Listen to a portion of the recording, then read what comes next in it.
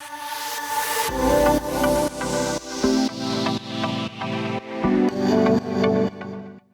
listeners, and welcome to another episode of Subscription Scaled. I'm your host, Nick Frederick.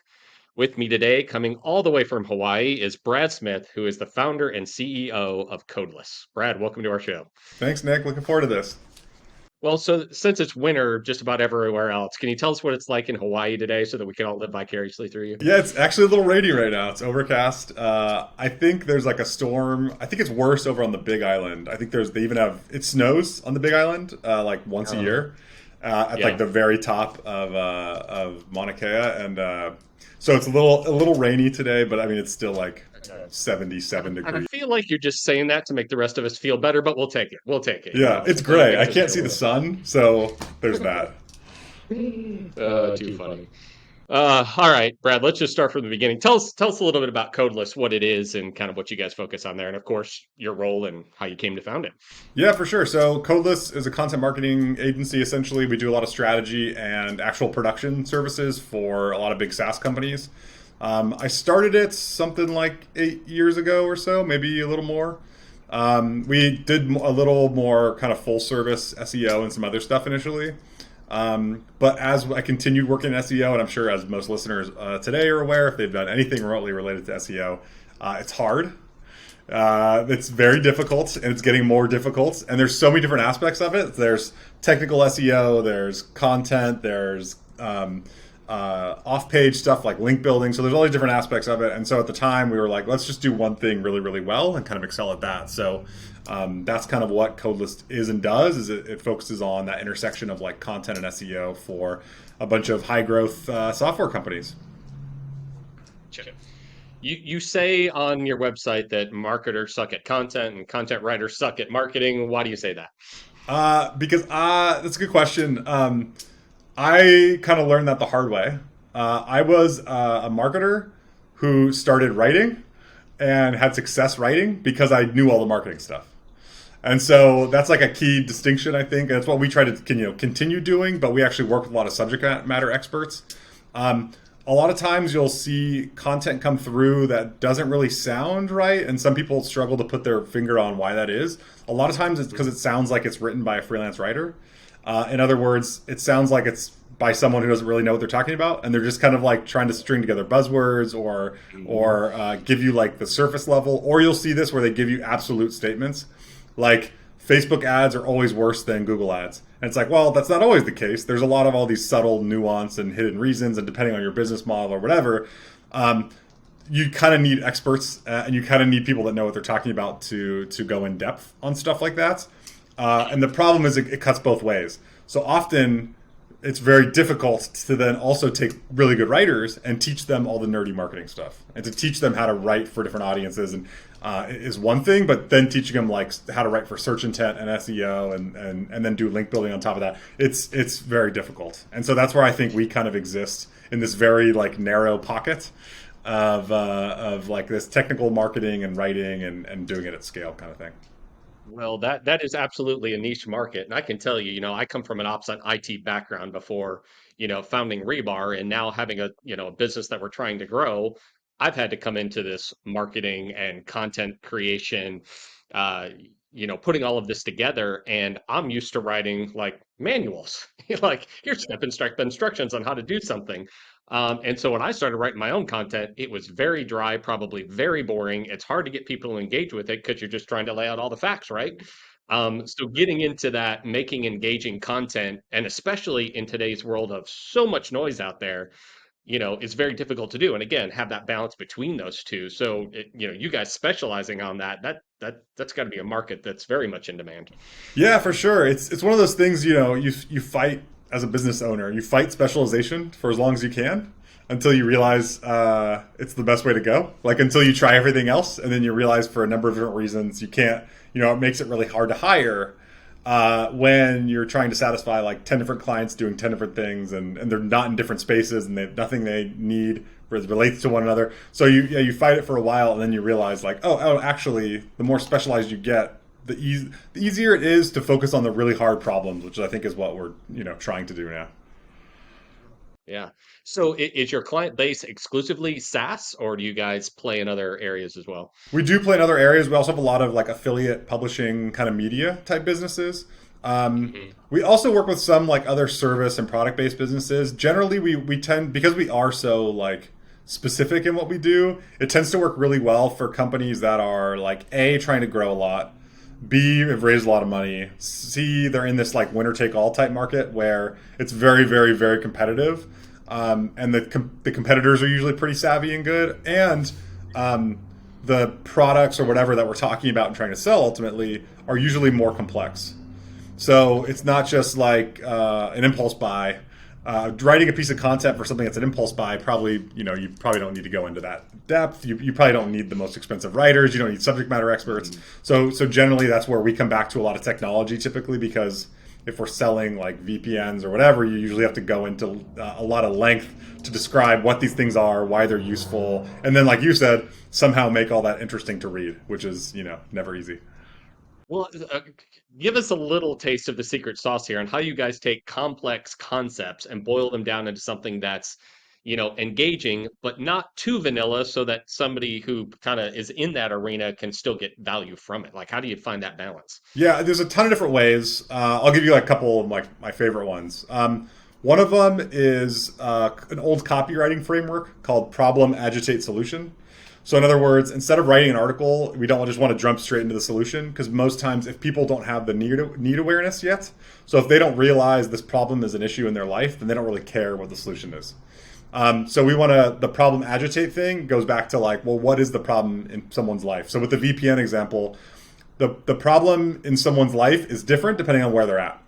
If, and this is where it gets a little tricky, and this is why you have to get like kind of specific about who you're creating content for and why. But for example, if you're selling a VPN in the US versus if you're selling a VPN in the EU or in some like heavily censored place, your messaging is different. So in the US, I don't care as much to access Netflix's UK content.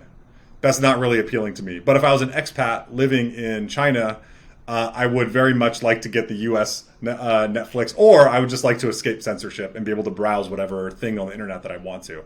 Whereas in the US, it's less about like government censorship, and it's more about like a threat of hacking, for instance. So that's kind of like one of the things is who are we writing for and why, and what's like their main kind of top of mind problem, in other words. And then from there, can we get as specific as possible?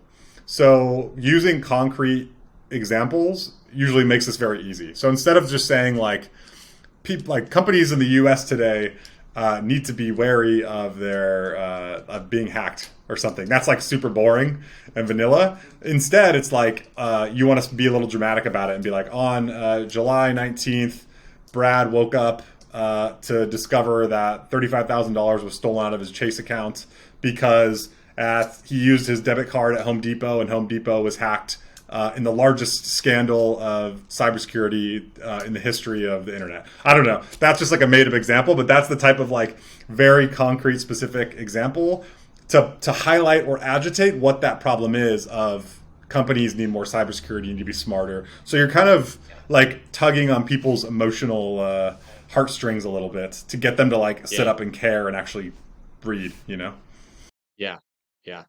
Well, it's interesting. So I've just been reading more content, especially on LinkedIn, than I ever have before.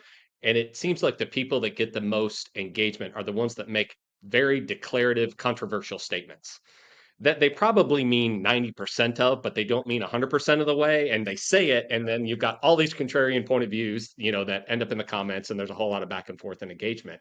Do you see that as some of the ways that you almost have to, I think you even said the word exaggerate in order to get people to pay attention, stop the scroll, and engage with a piece of Yeah, content. I do and I don't. It's a fine line. It also depends. Contrarian stuff usually works well to get the attention. It doesn't work well to sell. So it almost works counter. It works against the thing you're trying to do, which is get people to trust you when you're just Mhm. doing the hyperbole. So it's kind Mhm. of a two-way street where it's like you want to use the contrarian examples and the hyperbole and stuff to get that initial attention and to get people's interest, but you're going to have to like get them over to trust you and believe in you and believe in what you're saying. And if you do that too much, it starts to work against that over a while, and that's going to hurt actually like lead conversions, sales, all that kind of stuff. Right, right. I mean, ultimately, with this engagement, you're trying to build relationships and trust with people, right? That's the end goal here, so that you can sell stuff to them, or at least have the opportunity to. And if they don't trust you because they don't trust your opinions, or they've been fighting you along the way, then that's kind of the double-edged sword, right? You've got the engagement, but it's maybe not the engagement you want. Yeah, exactly. It's we create content. The way we look at like creating content at scale for big companies is like you're creating different types of content for different reasons at different points of the funnel. So in other words, to get people's attention on LinkedIn, it's like a banner ad. Using a contrarian hyperbolic statement on LinkedIn to get people talking and noticing and share it, it's just like a banner ad. You're just trying to break through and you're interrupting people. You're just trying to get that attention. The trick then is how do I get them into like the other stuff that is going to make them trust me over time. So whether that's other LinkedIn types of messages, whether that's into an email funnel, whether that's onto my website and then retargeting with ads. You at the middle or bottom of the funnel, you might be addressing different things like here's all the like let's say the top of the funnel, my contrarian statement that I'm going to get people interested in is like Google Analytics is lying to you. And you're going to be like, well, wait, why? And you're going to like click and want to figure out why. But from there, how I'm going to sell you on my other analytics package or whatever is like, here's how Google Analytics compares across, these three other vendors. And here's why it might be a good fit for this type of business, but probably not a good fit for these other types of businesses. So you're starting to make it a little more black and white, a little more of a direct comparison, and you're toning down the like, P.T. Barnum salesmanship, if you know what I mean. Right, right. So LinkedIn obviously great for B2B, but for B2C content, especially for SaaS companies that are out there marketing direct to consumer, what are the channels that you guys are exploring, seeing being effective today and kind of worth your time and attention? Totally. Yeah, the other social ones are common, obviously. So things like Facebook and Instagram and whatever. It depends a lot. If it's like e-commerce, then things like Pinterest can do very well. It also depends on the style of business. So if it's like e-commerce for weddings or something like that, then it's like you're going to kill it on Pinterest and on Sure. different types of places. There's a lot of cool like maker type, indie brands and small like e-commerce shops that do really well on Instagram, for example, because you can create this brand and create this like brand affinity. The other thing I would say though is sometimes you should like as from a marketing standpoint, you should like look across the lines a little bit. So in other words, even if I was doing consumer stuff, how could I use LinkedIn from almost like a B2B component to meet maybe other business owners in a similar category so we can run a contest together, or we could like start to combine ideas together. So some of those, Yeah. that's another thing I would look at, and people don't really do that. People just kind of think of like, oh, well, if it's Instagram, you only run ads like this, or you only do content like this. I would like always urge people to kind of think outside the box a little bit more. For consumer stuff too, though, we're also doing a lot more video, which I think is important. Anytime, especially if it's anything visual, anytime we can help people visualize not even just the product, but if we can also even use designers to illustrate stuff.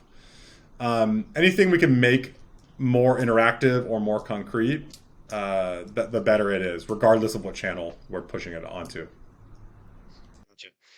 So you were talking there a little bit about, maybe using LinkedIn to find somebody to partner with on some sort of event. I've always been a big fan of kind of affinity marketing. Came from actually an affinity marketing background before I came to Rebar. But what's the value there? Because I think a lot of people, to your point, don't think about it. Like they just think I've got to market my product, get it out there into the wild, and get customers coming to me. But why should they consider partnering up and working with others? What are some of the key benefits there? For sure, yeah. So just a couple random ideas, but like number one, and this is like if we're sticking with like let's say e-commerce or some other sort of like actual product based business outside of software, you could still run like a B2B wholesale component. So you could still very easily in software that it's similar to like white labeling. Even services white label stuff all the time. So how can you like even if your direct customers, your end consumer is whatever, like normal people, normal consumers. But how do I reach other businesses who might be able to sell my stuff like a channel partner or something like that. So that's like a very easy example, brand new sales channel, a new location that you might not want to service. So if it is a physical product or something, you're like, I don't want to deal with like shipping to UK or dealing with EU laws or whatever. I'm going to find partners there and have them ship my stuff and worry about all that, and they're just going to buy it from me wholesale. So there's a bunch of ideas like that. Just from a marketing standpoint, though, we're getting into the holidays. In software, this happens, and in other like e-commerce and other product-based business too. But like, let's take 10 pieces of software that all cater to content marketers and run a big promotion, and now I'm getting my name and brand across a bunch of other people who are in my target audience, but that follow some other complementary business that don't yet know I even exist. So how can I get on these people's radar? How can I get their email addresses? How can I start following up with them, whether it's through retargeting ads or email campaigns? And all it's costing me out of pocket is like a free license of my software, which costs nothing. That's digital paper money. That's not even real. So Yeah, absolutely. I mean that's a trend that I think we're seeing in subscription economy for sure is got a lot of startups. It's very easy to start up a subscription business now, and you can scale it to a certain point, and then getting over, to that next hump tends to be pretty difficult. Um, and let's be fair, there's a lot of consumer fatigue when it comes to subscription. We've all got so many things being charged to our cards now, and a lot of easy ways to cancel it as there should be. But one way to combat that is to bundle some things together and say, all right, if I can put these five things together, I get 20% off if I, would have bought them individually. But what do you think is the power from a consumer perspective on why bundling these things together is better than, trying to hit everybody individually? When you partner with somebody, how you can co-market. Maybe is it reducing the costs overall of doing the marketing because you're doing it together? Is it double the value because you brought two brands together? I mean, what are the main points there? yeah, I would agree with those last two in general in theory. I think too, it's like most products or services don't exist in a vacuum. So the problem we're trying to solve, like our subscription service is trying to solve, is still fairly narrow. And so that person that I'm trying to sell to uses like five other tools in their day to day, and their Right. workflow is difficult, And so it's Hmm. like I'm not gonna be able to solve all those problems for that person. But they're also using, and they're very, if they're also familiar with those other tools, they're going to be familiar with the same problem that's going to lead them to want to buy my product too.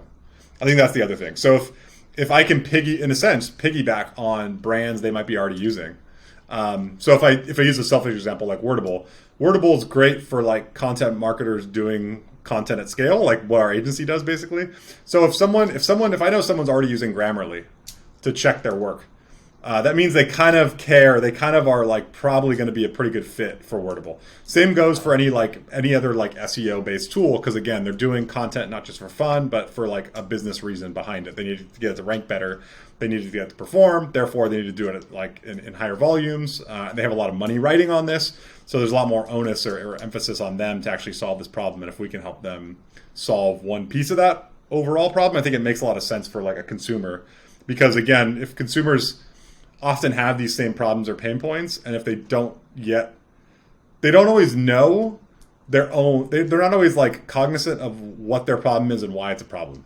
So in an instance, the marketers, the people we try to service, most good marketers don't accurately track their time, and so they don't know how much time they're spending or wasting on certain things. And so if we can help them realize that, and then realize what that lost opportunity cost is versus signing up for our software, then it becomes a very easy like ROI conversation. So I think that's where it makes sense a lot. It's exposing or it's introducing new stuff to people who don't yet know it exists. So do you guys ever kind of package Codeless and Wordable together, or you use Wordable as part of your Codeless services? Both. Both. So Both. we Okay. bought Wordable about a year and a half ago. We are a customer of Wordable almost since the beginning, from like 2016. Okay. So we use it in our day to day. We have certain clients that are on both, and then we also use it internally. Even if a client doesn't even know it exists, we use it internally to save time and money, basically. So I think it's again, in that very specific narrow example, I think it serves like a multitude of reasons. Well, let's take a step back and go back in history for a little bit. You said Codeless is about 8 years old. So what was the impetus for you to start it and tell us a little bit about the journey as you grew that business up. Yeah, so I go all the way back. I was doing marketing in house at a few different places, at like a couple small software companies. Then joined like a travel company and was running like social back when social was like Facebook and everything was new, and it was like just getting started. And we were kind of like pioneering all this new stuff and selling, like actually driving revenue through social. And this was like a decade plus ago, so it was like pretty like cutting edge at the time. Now it's like common, but so I kind of went out and was doing my own freelance consulting and services, and I was doing a lot of SEO because I kind of realized early on that like this is one of like the best channels for driving sales, which sounds stupid and obvious now, but again, like 10, 15 years ago, that was all kind of like still fairly new. Right. And so I was trying to help a lot of, and then I was even at the time I was doing consulting with like even a media group, a newspaper group that were transitioning newspaper journalists to like blogging. And so I started Codeless as a way to just expand beyond myself because it's very difficult and stressful doing everything yourself all the time and being the person always on call for everything. And I'm good. One of the things I realized the hard way jumping into my own business and self-employment was like I was very good at like certain things, and then there was only a few of those, and I was really bad at everything else. And so I quickly realized like, I'll probably be able to like help more people, and my life will be easier if I just bring on more people to take over the stuff that I suck at. That self-awareness is key, though. I mean, it's very important. Well, yeah, I mean, like most things, I learned it the hard way. It took me years of struggling to figure out why am I miserable all the time. Oh, it's because I do things that I suck at, and people aren't happy with it. So it took a while, and then so yeah, we started Codeless. We were doing more like general kind of marketing, lead gen services for people, a lot of SEO, and then as I mentioned, started focusing exclusively on content. It was kind of like a happy accident to a degree, where I was doing a lot of content and writing for free to get on big sites to get exposure for our other services that we were offering. And then some of those companies and some of those big sites started offering to pay. And then that snowballed. So once I started appearing on certain places, other places would come just ask me if I would write for them and pay me to. And then it kept kind of snowballing to a point where I was like, oh, actually, I think this is the big opportunity. All the other stuff I'm doing is kind of like becoming commoditized to a degree. And so I think that was like kind of the light bulb moment 7, 8 years ago or so.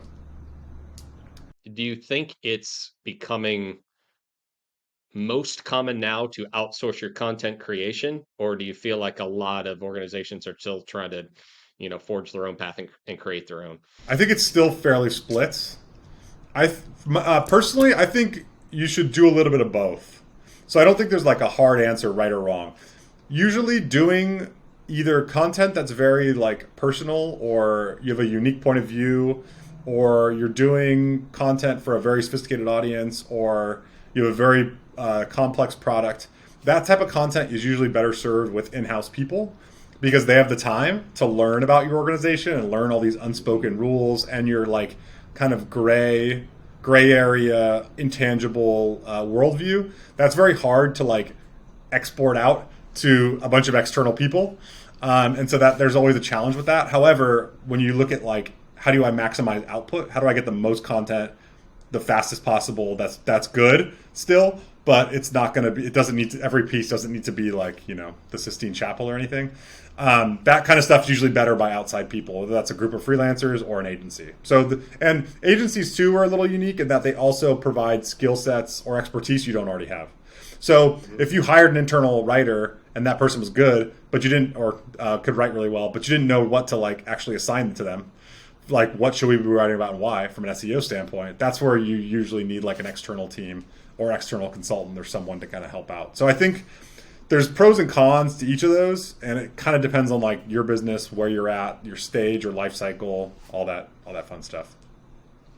So for those out there that are going it alone right now, but they know they probably need some help, like how what's that process look like to kind of start working with you guys? And then what sort of different engagement models do you do? You already talked about a bit of a hybrid where, maybe your client creates some of their own and then you do it for them, or probably there's situations where you're doing the vast majority of it, but how can that work? I'll answer it in reverse. So, Codeless, like Okay. the last question first. So, Codeless, we do subscription-based services for a bunch of big companies, usually on like not like super long contracts, but usually like 6 months is a good average, only because a lot of the work we're doing takes a little while, and if we're working with bigger companies, that always takes a while to get stuff going. And so we usually often have content kind of like directions, at least on like a quarterly, if not semi-annual basis. We've worked with companies for like years, but we don't always lock them into like long-term agreements, only because in content and SEO, there's so much stuff that changes over time. With tech companies, there's so much that changes and evolves over time. Locking people into like a 2-year agreement doesn't always, it's not realistic. So we sell services both in the consulting and the production. Consulting meaning like it's usually like time.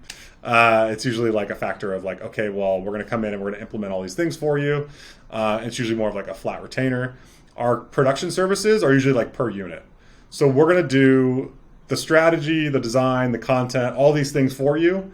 And it's going to cost like X amount per article or per deliverable times the number you're doing that month and, over the length of the contract. And then that's what we figure out the kind of monthly prices. Where I recommend people get started typically is to start to hire. So it's kind of a combination of two things. Number one, get clear on like what kind of content you want and why, and what it should look like and what it shouldn't look like. So it's like any role. If you hire someone and you don't yet know what they're going to do, or if you don't yet know what is good or bad, you're going to have challenges. You're going to go through a bunch of writers and not understand why all of them suck. When it's you that sucks, you got to get specific. I think it's when stuff like this, when something's subjective and it's like, oh, I'll know it when I see it. The problem is you can't tell or dictate to writers or delegate out like, oh, just guess. Like you should know what I want. It's like you got to help them like pick a target and know where to shoot. So number one is like get clear on like how you want that actual content to look. Number two is treat writers almost like salespeople, where maybe you're going to hire or test like 3 to 5, and then you're going to hire like 2 of them or 1 of them. Whether that's full time or part time, I would recommend the same. Even if they're freelancers, put it in your budget. You're going to pay for 1 month of 5 writers, and you're going to hire the best one out of that to write full time for you going forward. I usually recommend that approach because, again, people don't usually know what they don't like until they see it. So they kind of need to see different styles. And number 2, working with writers too, any creatives, you got to make sure it's a good fit, like work style wise. And creative people are unique and different, and business owners are unique and different. As a business owner, I'm crazy, I'm OCD, I'm paranoid. So someone working with me is probably going to be annoyed if we're also not a good working relationship. So that's another reason why. Agencies are great if you already know what you're doing and you just want to scale it. Or if you're starting from scratch and you need an initial direction. I would not jump into an agency relationship if you don't know what you're doing, if you don't know why you're doing it, if you don't know what the payback period is. If you need X campaign to perform tomorrow, like don't spend, that probably means you don't have the budget. Don't spend the money on an agency, spend the money on like you doing it yourself or optimizing your own workflow. So yeah, those are just some quick tips. I don't know if there's any follow-up questions on any of those specifically, but that's usually what I generally recommend is like, but before you jump into it, really make sure you kind of know what you want and what you're getting out of it. Yeah, I mean, I think what a lot struggle with, myself included, is, how much time, resources, money do I realistically need to allocate to this in order to get what I ultimately want out of it, right? We all want more business, we all want more contacts, more opportunities in the pipeline. That's always the ultimate goal here. And whether that takes going out and hiring or agency or some combination of both, sometimes it's, well, I don't know what I need yet, so I want somebody to come in who has expertise, who's done this before, who can say, okay, you're this type of business, you're hitting this type of market, therefore realistically, this is a 12-month program, expect to spend X amount of dollars per month. I mean, that initial consultation, is that part of what you guys do as well? We do, yeah, we do that. The caveat is it's not easy and it's not usually cheap to get that advice. Okay. And so it's one of the like people, and I've already kind of like alluded to it in a way here, where it's like there's so many nuances to all this stuff that we can't just tell people like, oh, just do follow these 10 steps and you're good. It's very highly dependent on like your business, and that's why it's expensive and takes a little while. It's because it's like, well, we really got to learn like what's your business model, where are you at, how much money do you have to spend, who are you trying to reach, how easy or difficult it is to reach them, what are their problems. Like there's a lot of these, who are your competitors, like how difficult of a space are you competing in. All these are kind of like various, factors that weigh into like, okay, here's what you should do and why. The challenge always for people who do, and I've been on both sides of this where like, I didn't, we pay experts now to come in and tell us this stuff and to figure this stuff out for us because I can afford it, but I couldn't always do that, and I had to figure out for myself the hard way. I would recommend you almost, if it's like very small or business owner type mindset where it's like you're trying to do everything still, I would think of like two things. I would think of what is your true hourly rate? Like how much time should you really be spending on stuff like this? And then B, like what's the biggest time sucks for you, and how can you delegate as much as possible? So in other words, it's probably cheaper and easier to just go out and hire 2 or 3 freelance writers, even if it's not exactly like you'd want it to be. It's probably cheaper and easier to do that if you can then go sell one more deal a month. That's usually the ROI that business owners should do. That's not what they often do, and I know this from experience because I did it too. Because I didn't want to spend that money, and I was always then very like particular about like, oh well, that content's not good enough. Like I could do it better, and it's like, well, of course you think you can do it better. Whether or not you should be doing it better is the real question. So depending on like whether it's a huge company that's raised a ton of money, their scenario is going to be totally different. Their recommendations are going to be totally different than like the business owner kind of still bootstrapping everything. To go back to your point for a second about trying to make everything perfect, because if I think back to a number of years ago, back when I was on our consulting side of the business, our sister company, when we would create articles and put them out there, which were very few and far between, it was because we would spend so much time crafting the message, drafting it, and then sending it through 5, 6, 7, 8, 10 people internally to review it and keep refining it. We were always searching for perfection because we were used to preparing these very elaborate decks for our clients, right? So our blog post should be just as good. And that just caused us to not put very much content out there. So I'd be very curious to your view these days, and I've heard a lot of varying opinions on just get it out there and let your audience engage with it and give you feedback on it and revise from there as kind of one strategy. But at the same time, nobody wants to put crap out there. So where's the healthy balance between those two things? Yeah, it's a good question. I would start by saying content quality is often subjective. So is content quality, is it like the information you're giving out is good or bad? That needs to be good. The accuracy of the information you're providing needs to be good. The delivery of that doesn't always need to be amazing. So in other words, like the production values don't need to be amazing. Like a podcast like this, we don't need to be in like an NBC studio for the information here to still be like good or bad. Same goes with written content, although people aren't, the good news with written content is most people aren't as good of a judge of quality with written content. So if we looked at like a video that was kind of just like we just produced it ourselves on an iPhone, you could be like, oh yeah, that's not as good as like the production qualities of whatever, a studio broadcast somewhere. But as far as like written text goes, most people, once it's like good enough, once it's past a certain point, most people, unless they're experts already, can't tell the difference between like, an amazing piece of content and like a pretty good piece of content.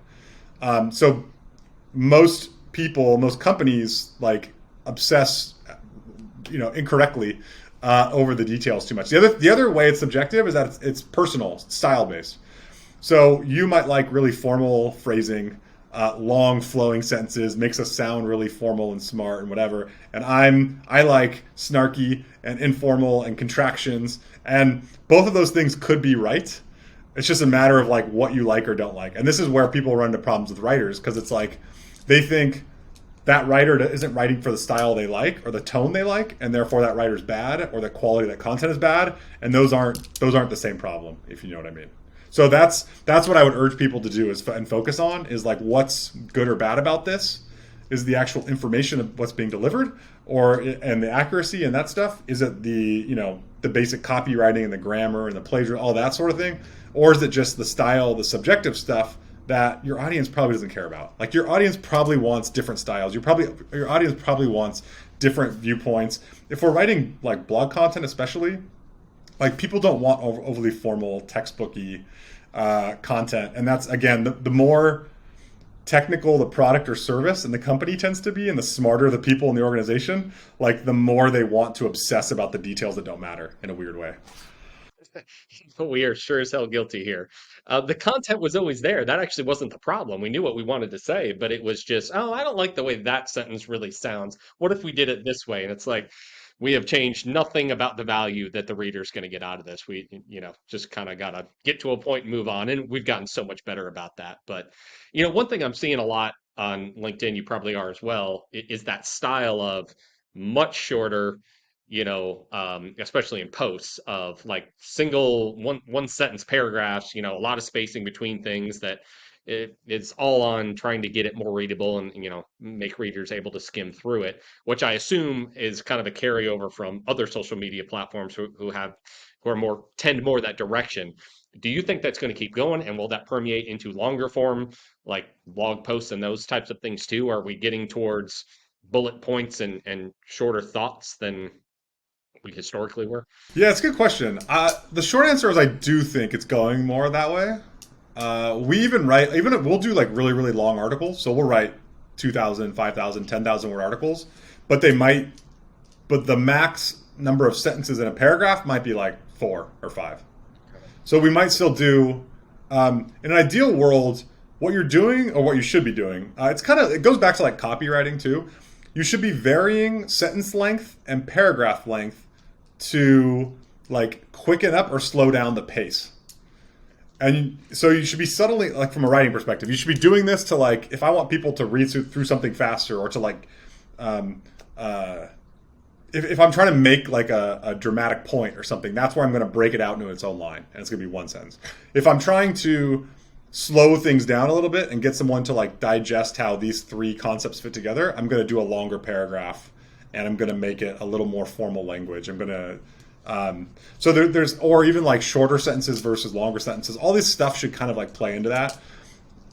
For right now, Google still, most of the content we write is all still geared towards not just like customers and trying to get people to buy stuff, but also Google, because we want this content to be around for the long term. We don't just want to promote this piece of content once and then you get a ton of traffic, which is great, and then you don't promote it after that, and then everyone leaves and no one reads it again. Like in an ideal world, we get it to rank and perform, from a customer's perspective. Google still likes longer content in general, depending on the space. I don't think that's going to last forever, and I've seen this already where, in the marketing space especially, like 2-3 years ago, you could write 10,000 words and start ranking really well, just because it was like really long and detailed. But what we've seen lately is like you'll see a lot of stuff. You'll see the top 10 ranking articles for one keyword. They might all be around 1,500 words. And if that's the case, that doesn't mean you want to write 10,000 words anymore. You still want to keep it in that same general range.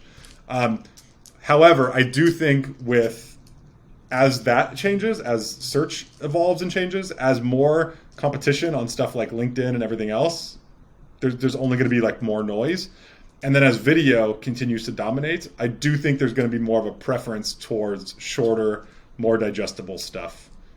Whether that's more video, like we'll do that now. We'll take a really long article that might be 5,000, 10,000 words, and then we'll make like a 2-minute video that just summarizes like the key points. And we'll use that video on LinkedIn or wherever. Because again, some nerdy people might want to read that whole thing if they're going to like if they're going to make a big decision off of it. But most people are just going to browse it. They're just going to look for those bite-sized chunks to pull out. Right, and I got to believe to a certain extent that it's meeting the end consumer where they're at that moment. Because I know certain times I don't want to listen to a video. I just want to read a little bit about it. And other times I might be by myself. I'm like, yeah, I'd rather listen to this. So totally, yeah. I'm delivering that in different ways has got to be effective. Yeah, I do this all the time. I don't know if you do, but sometimes I'll read like a podcast transcript instead of listening to it. I don't know, I don't know why. I just might be in a weird space where I'm like, I can't listen to like a 60-minute audio. I'm just going to scan through it real quick. And so, yeah, totally. I think that's how content should be produced. Like you create one piece of content isn't like an ebook or a video or a podcast. It's like one piece of content should be like then repurposed into like the video component of it and the audio component of it and the social component of it and the interesting clickbaity part of it, but also like the in-depth, like nuanced, argument or persuasive part of it. So that to me, it should have all, in an ideal world, have all those components in one piece of content, and then you can kind of mix and match why where you use it and why.